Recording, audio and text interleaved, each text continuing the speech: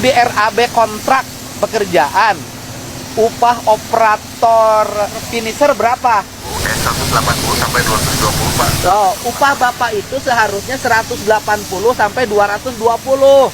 Kemarahan KDM tidak tertahankan ketika dia mengetahui gaji dari operator alat berat yang sedang mengerjakan proyek infrastruktur di Jawa Barat ternyata jauh di bawah standar. Nah teman-teman, sebelum kita bahas secara detail, kita tonton dulu video berikut ini.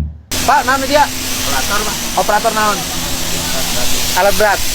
Sabaraha sehari upah? 80 ribu. Saya tanya kepala PMU, ini penting Mbak. Artinya kan proyek-proyek ini harus mensejahterakan rakyat.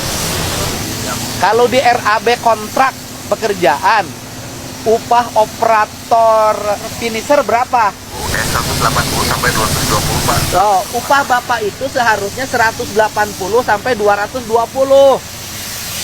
Ya, nanti coba ke kontraktornya jangan bayar upah pegawainya rendah-rendah begini, Pak. Aing mah. Jadi maksudnya kan ini proyek banyak hampir 3 triliun. Nah, inginnya saya ini rakyat itu ikut menikmati dengan upah yang layak. Gaji seharusnya di RAB, gaji operator ini berapa? Itu Pak, kita kurang Gak tahu. Mandor harus tahu. itu Pak dari skananya Pak, dari di kantornya Pak. Saya lihat, mohon maaf ya, itu gaji operator alat beratnya, finishernya nggak sesuai ketentuan. Harusnya gajinya 180 sampai 230. Harinya Pak. Itu gajinya cuma 80 sehari. Ambilnya terlalu gede itu bosnya. Wah. Itu, Pak, di kantor. Enggak, aku ngasih tahu nggak boleh pengusaha-pengusaha yang pokoknya nanti loh, perusahaan-perusahaan yang upah pegawainya rendah nggak bisa dapat lagi proyek tahun depan. Nggak boleh. Bayangkan teman-teman, ketika ditanya operatornya gajinya hanya Rp80.000, ini operator alat berat yang mengerjakan proyek jalan. Bayangkan, akhirnya KDM langsung telepon kepada kepala PO dan ternyata berdasarkan RAB anggarannya adalah 180 sampai 220.000 per hari. Fakta ini menunjukkan penyunatan hak gaji yang harusnya diberikan kepada operator ini kan jomplang dari 180 sampai 220, ternyata hanya diberikan Rp80.000.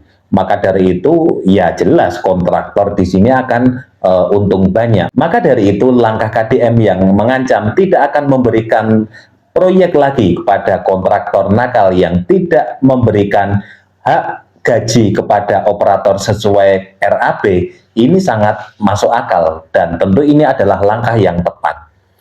Dan ya beruntung bagi warga Jawa Barat ketika memiliki sosok pemimpin yang paham akan lapangan dan tidak mudah percaya dengan apa yang disampaikan bawahannya. Maka dari itu ketika dia melakukan sidak langsung dan kemudian menemukan fakta di lapangan, dia langsung bisa memberikan teguran dan sekaligus memberikan ancaman. Kenapa KDM begitu keras? Bagi saya ini masuk akal, mengingat memang dia sangat fokus pada infrastruktur jalan di Jawa Barat, utamanya di jalan yang menjadi kewenangan provinsi. Jadi tahun depan itu 2026, seluruh jalan provinsi Jawa Barat sudah berbeton, berhot mix, lebarnya 8 meter lebih sampai 9 meter, kanan kirinya ada PJU-nya. Jadi saya sebutin ya, jalan di Jawa Barat dari anggaran 600 miliar sekarang menjadi 2,4 triliun. Dan bagi saya langkah KDM ini adalah langkah yang tepat. Karena dimanapun saja, entah itu dari level desa, kabupaten, kemudian provinsi, sampai level negara sekalipun, ketika ekonomi mau ditumbuhkan, yang paling utama adalah membangun infrastruktur jalannya dulu. Ketika infrastruktur jalan sudah jadi dan sudah bisa menghubungkan antar daerah, dengan demikian roda ekonomi akan lebih mudah untuk tumbuh dan bergerak karena perpindahan barang, perpindahan moda transportasi dan sebagainya akan menjadi lebih mudah.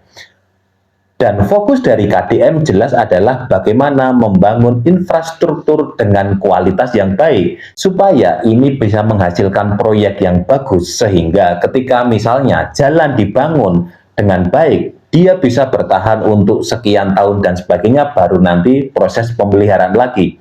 Bukan hanya proyek yang asal-asalan tetapi kemudian setahun 2 tahun harus memerlukan biaya perbaikan dan pemeliharaan yang pada akhirnya anggaran dari provinsi hanya habis untuk perbaikan dan pemeliharaan. Padahal seharusnya kalau kualitas proyek itu bagus, maka tahun berikutnya bisa untuk pengembangan di daerah lain di wilayah Jawa Barat. Langsung sejengkal aspal, jengkal, korannya sejengkal. Men, apa nama? Well, Bapak Aing.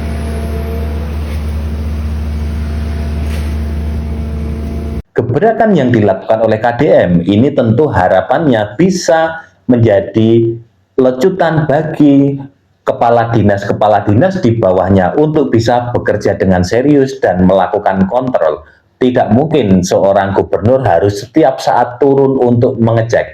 Tetapi pada faktanya ketika gubernur tidak turun langsung ke lapangan dan melakukan sidak, dia tidak mengetahui apa yang terjadi di lapangan. Apalagi kalau menemukan sosok kepala dinas atau bawahan yang penting asal Bapak senang. Nah, itu repot lagi. Maka dari itu, apa yang dilakukan KDM ini, bagi saya pribadi ini langkah yang bagus, yang bisa menjadi contoh juga bagi daerah-daerah yang lain. Tidak harus plek-ketiplek. Langkah yang dilakukan KDM dengan sering sidak proyek-proyek yang sedang dikerjakan di lingkungan Pemprov Jabar, tentu saja ini menjadi nilai lebih untuk memastikan bahwa proyek tersebut dikerjakan dengan baik sehingga bisa dinikmati oleh masyarakat Jawa Barat dengan baik pula. Nah, menurut kalian bagaimana gebrakan dari KDM? Silahkan tulis di kolom komentar. Yang paling terisolir Cianjur daerah mana? Hah? Cikadu disebut terisolir kunaon? Karena jalannya masih Butut pisan. Jadi provinsi Jawa Barat itu kalau masih ada jalan yang jelek, nggak logis karena pendapatan kendaraannya saja 8 triliun. Kalau pendapatannya dibalikin ke jalan, Pak nggak usah 5 tahun, Pak, setahun jalan provinsi selesai, Pak. Jadi rakyat bayar pajak setahun itu cukup untuk membangun seluruh kebutuhan infrastruktur di Jawa Barat. Untung ini bukan Amerika. Kalau ini Amerika digugat, Pak.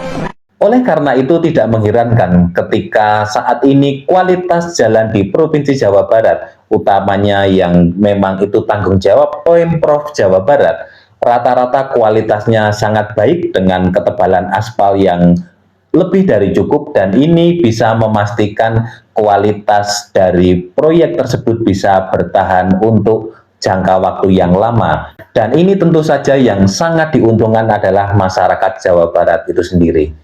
Sekian video kali ini, terima kasih sudah menonton Nesia Insight. Saya Vincent Nugraha, sampai jumpa di video selanjutnya. Terima kasih.